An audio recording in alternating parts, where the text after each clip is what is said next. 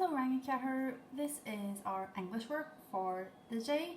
We're learning about something new and it is called alliteration. We're going to go through this on the computer and then I'll explain what work you have to do for the day. So alliteration.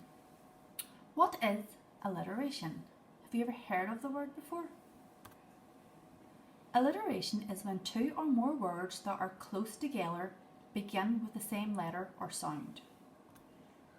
For example, Super Sam, they both begin with S, and Terrific Tia, both begin with a T. So that is alliteration. Alliteration can be used in lots of different ways. These phrases use alliteration to describe. So, beautiful Bella describes the girl, and it is alliteration because the beautiful begins with a B and her name, Bella, begins with a B. Strong Sid, so this describes Sid, and both words begin with the same letter. And the last one, helpful Harry, and this is alliteration because both helpful and Harry begin with a H. Now what I want to do is we're going to use alliteration ourselves. So what you need now is this worksheet, Awesome Alliteration. And it says, horrible house is an example of alliteration to describe a house. Alliteration is when two or more words in order begin with the same letter. So we've used horrible house to describe this one. See if you can use alliteration to describe these other types of buildings people may live in.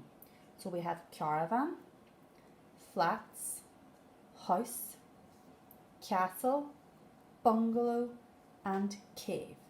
I want you to write an adjective on each of the lines to describe these types of houses or homes, making sure you use alliteration.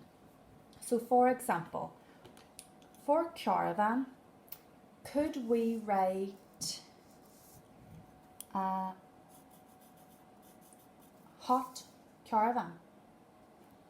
No, well done. This word begins with a H and this word begins with a C, so that's not alliteration. So we can't use the word hot. What about the word cozy? Cozy caravan. Yeah, both cozy and caravan begin with a C, so we can use cozy. Then you're going to think of one for flats, house, castle, bungalow, and cave. And then down at the bottom it says, can you think of other examples of alliteration? But what we're going to do is we're going to look at this poem, Stepping Out, and I want you to see if there's any examples of alliteration in the poem. I'll read it for you quickly before you start your work. So this poem is Street Sounds by Jacqueline Brown. I love to hear my feet as they're walking down the street in wellies, blobble, blobble, blobble, blobble, wobbly, welly feet. I like to hear Jane's feet when she's running down the street in flip-flops, slit, slap, slippery, slappery feet. Can you see any alliteration yet? Look at the first verse. This line, blobble, blobble, blobble, blobble. Every word in this line begins with a B.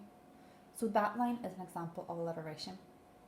There's another line in that verse with the example of alliteration. Can you find it? Listen to Mum's feet parade along the street in high heels. Clock, clop, clock, clop, swanky, cloppy feet. Hear my grandma's feet as she shuffles down the street in slippers.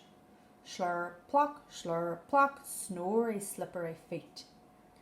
So any examples of alliteration that you find in that poem, I want you to write down at the bottom of the page.